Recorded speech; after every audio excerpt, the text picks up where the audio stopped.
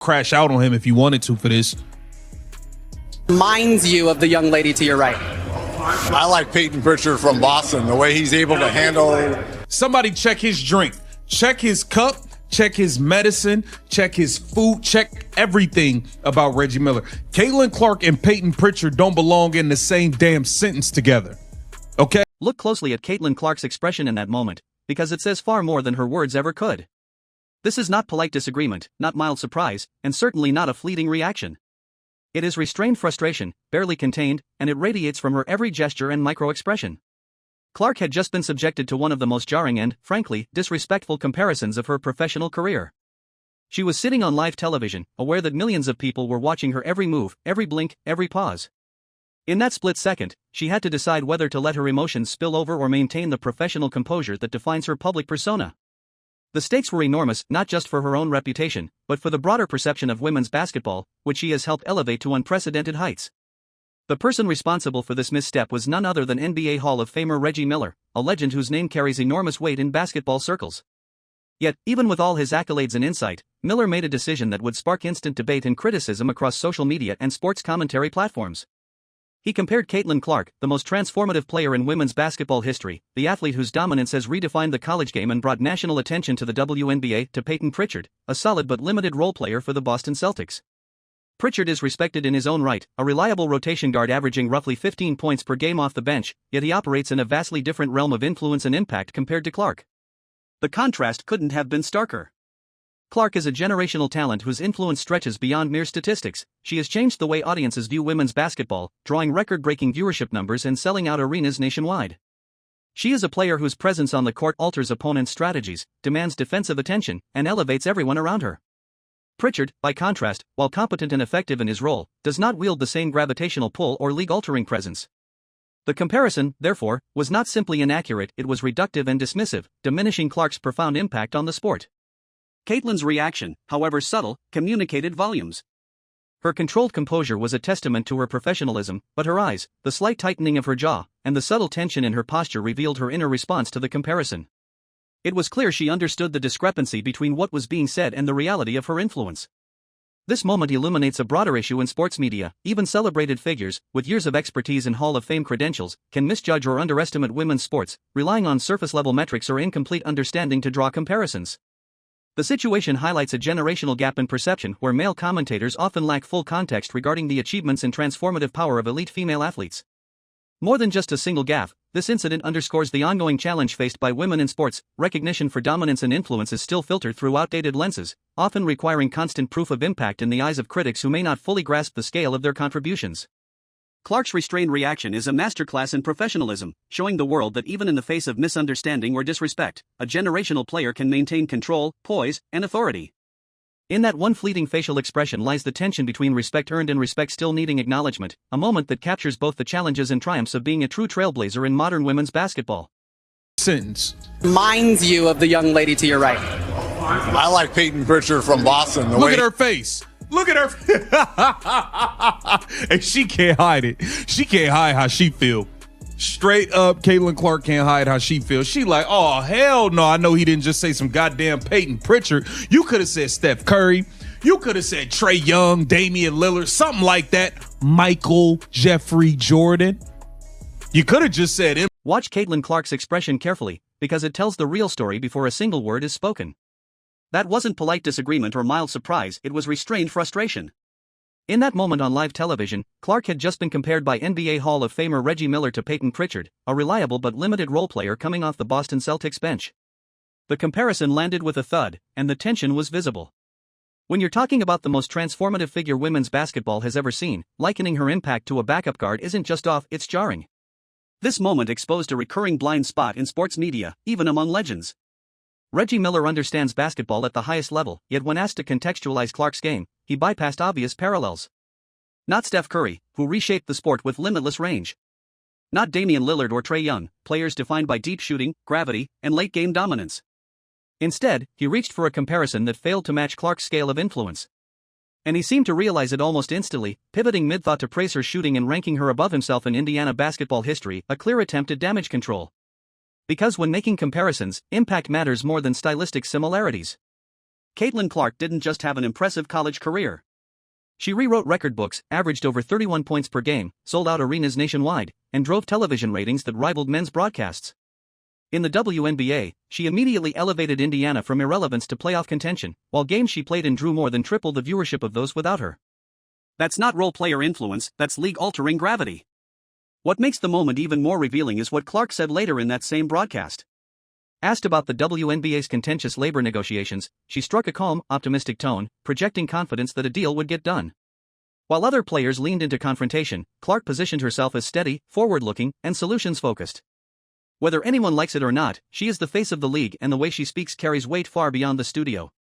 I've said MJ. Come on, man. He's able to handle the basketball. He makes big shots when the shot clock's running down, a lot like this young lady right here. Isn't afraid to... Reminds you of the young... Yeah, Reggie, you done lost your mind. But look, he tried to make up for it.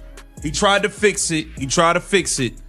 I don't know why you said Peyton Pritchard, though. That is mine. The most compelling aspect of this discussion is not the misstep by Reggie Miller or the media's occasional lack of context, it is Caitlin Clark's approach to addressing high-profile league issues, specifically the ongoing WNBA collective bargaining agreement negotiations.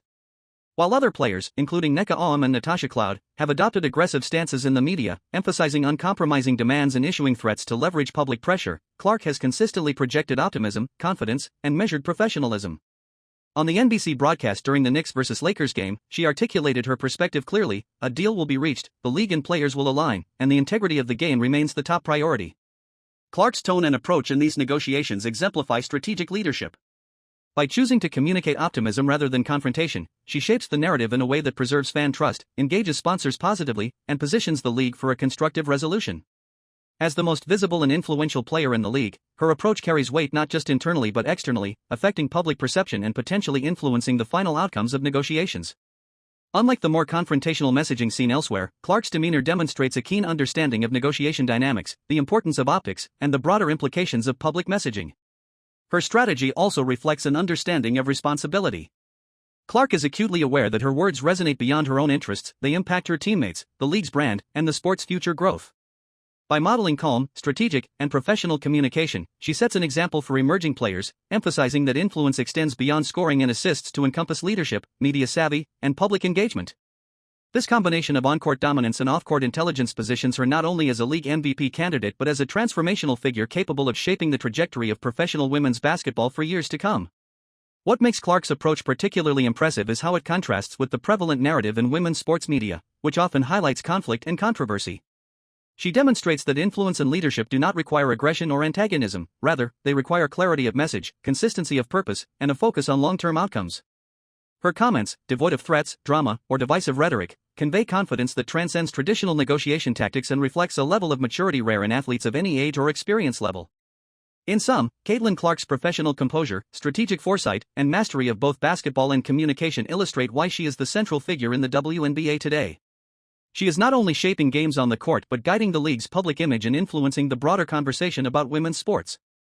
Her ability to navigate complex media landscapes, assert influence without conflict, and maintain a focus on collaboration over confrontation underscores her status as a generational talent, both in athletic and leadership capacities. He tried to fix it. She definitely a better three-point shooter than Tyrese Halliburton. I don't care what Tyrese Halliburton got to say. There's a new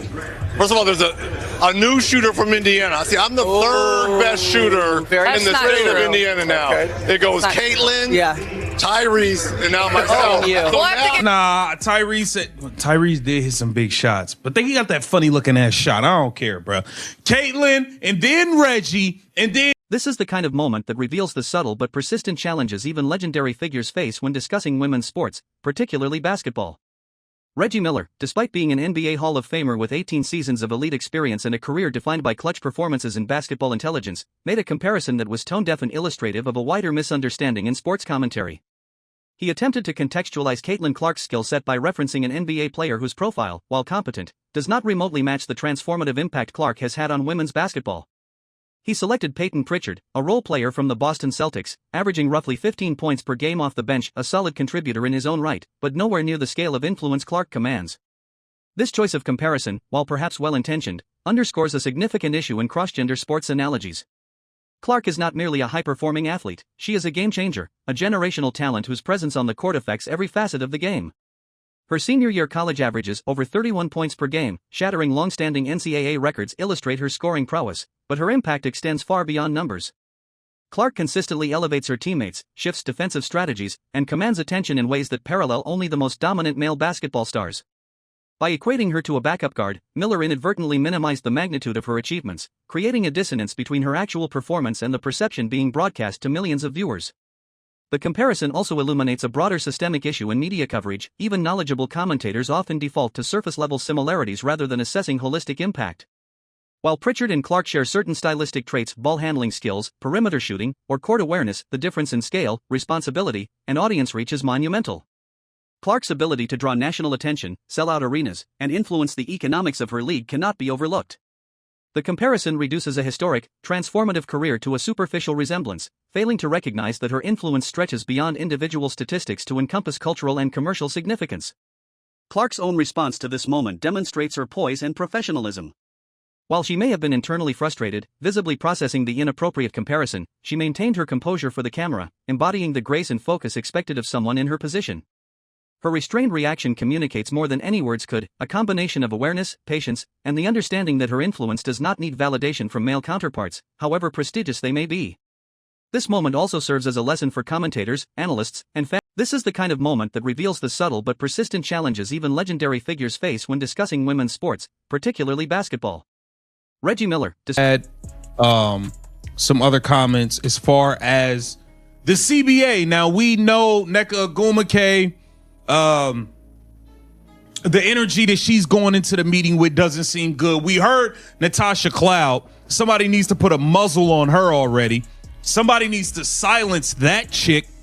Now we saw during Team USA when Caitlin Clark said, hey, you know, we got to compromise and yada, yada, yada.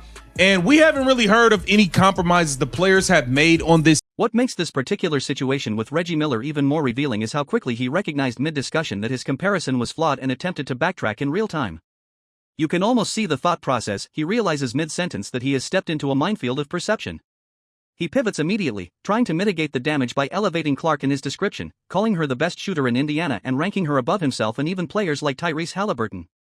This is an exercise in on-the-fly damage control, a subtle acknowledgement that his initial comparison failed to accurately represent Clark's elite abilities. The reality is that comparisons across leagues, especially between men's and women's basketball, are inherently challenging.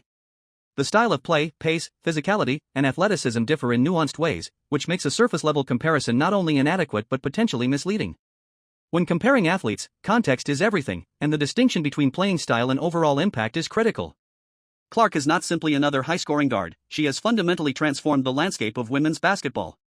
She consistently draws sellout crowds, drives television ratings to levels that rival men's games, and commands the attention of opponents who adjust their defensive schemes entirely around her presence. That is an impact that cannot be measured merely by style or position. Clark's influence extends beyond the court as well. She has become the face of her league, a player whose performance and visibility shape marketing strategies, sponsorship opportunities, and the public's perception of women's basketball as a whole. A superficial comparison to a bench player in the NBA, no matter how talented, entirely misses this broader cultural and economic significance. This misstep illustrates a recurring challenge in sports commentary. Even when intent is positive, failure to account for scale and context can result in a narrative that unintentionally diminishes a player's achievements. Moreover, Clark's response, her restraint, controlled facial expressions, and professional composure reflects a deep understanding of her position as a generational talent. While Miller's words might have stung internally, she did not allow that moment to overshadow her professionalism or cloud her public presence. Instead, she absorbed the moment, processing it privately while maintaining the image of confidence and mastery expected of someone in her role. This incident also underscores a broader media responsibility. Commentators and analysts must move beyond superficial comparisons and genuinely consider the holistic impact of the athlete in question. Caitlin Clark's career, her ability to shift team dynamics, draw national attention, and elevate her sport to new heights, cannot be distilled into an analogy that ignores these contributions. The incident serves as both a cautionary tale for media professionals and a testament to Clark's maturity, poise, and awareness of her historic significance in women's basketball.